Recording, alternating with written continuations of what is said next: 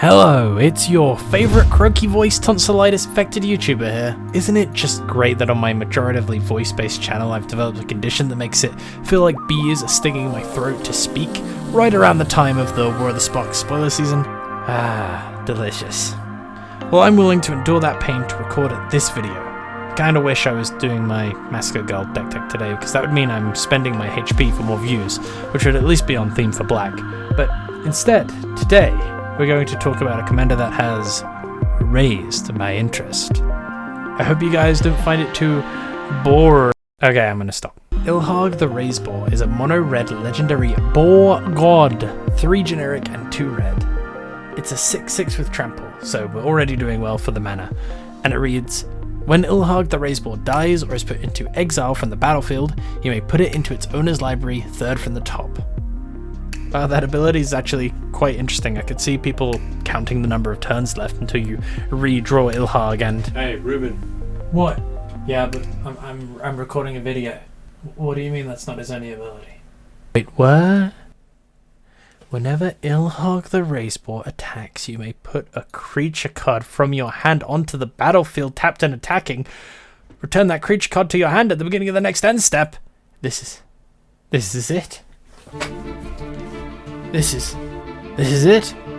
Sneak attack as your commander. They've done it. Except better. It doesn't get sacrificed. It comes right back. Wizards, you've cracked the code. Finally, a mono red commander that can let all the Timmies of the world soar in delight. I believe. I have faith in the boar god. I have faith.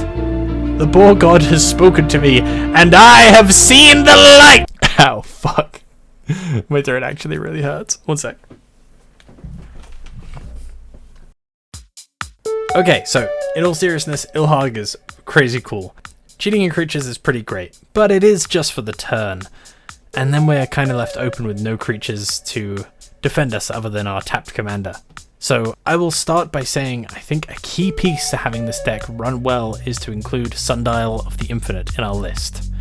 You can wait till the end step and wait for ILHARG's trigger to proc, and then you can end the turn exiling all the triggers from the stack. Just trust me, I've built a Zerillion deck, this is how this works. Once we've got in a position where ILHARG allows you to cheat in huge things from your hand, what are some of the prime candidates for creatures to cheat in? First off, we will look at the big creatures that we can get out.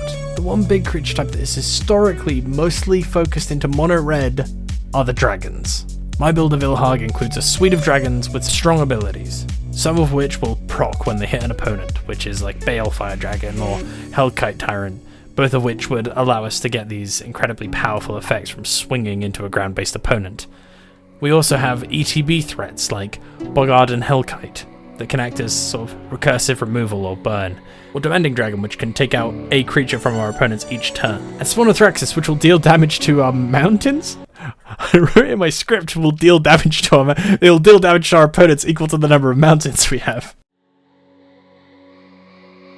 My list for ILHARG includes both the Ulamargs as well. You don't get the attack triggers for the Annihilator, but swinging with the big indestructible bodies and maybe being able to get them to stick around with Sundial to get the triggers on the next turn is great.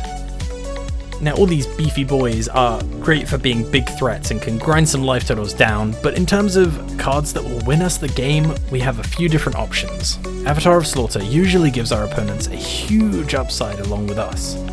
But in ILHARG decks, the Avatar is bounce back to your hand before our opponents can properly capitalize by swinging back. Granted, this is predicated on our creatures being bigger than theirs, but come on, the last section was literally just called Big Creatures!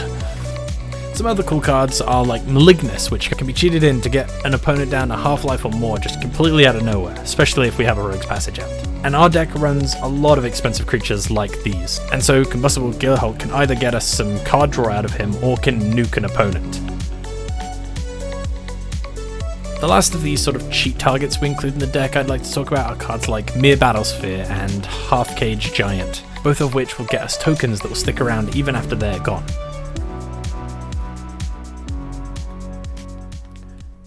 We also want to include some ways of backing up our plan if ILHARG is uncastable in our library or under a Darksteel mutation or trapped in the moon or something.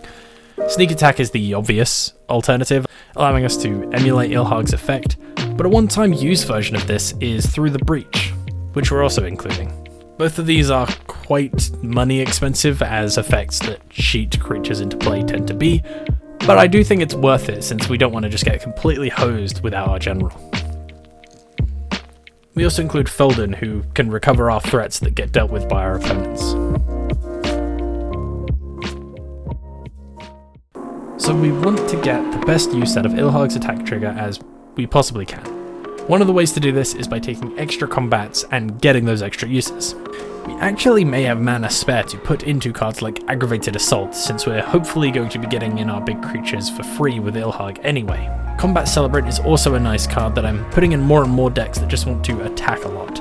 And even Seize the Day can be great to get an extra combat or two for ILHARG. It's at this point in the video where I've said ILHARG at least 10 times, 12 times, and I'm starting to, it's not sounding like a word, and I'm not even sure if I'm pronouncing it correctly. So someone's going to get mad at me no matter what, but it's ILHARG. It's ILHARG. So we've set up this situation where we have the creatures, we have the ways of utilizing ILHARG, but we still have to swing out with ILHARG, and cheating in one creature just for a turn isn't that powerful if our commander dies every time we do it. So I've included a few ways to suit up the boar so we don't have to worry as much. Swiftfoot Boots and Lightning Greaves will help us dodge around some removal and get in a huge creature on turn 5 instead of turn 6. And Darkseal Plate and Whispersilk Cloak allow us to not have to worry as much about him being killed by our opponent's board.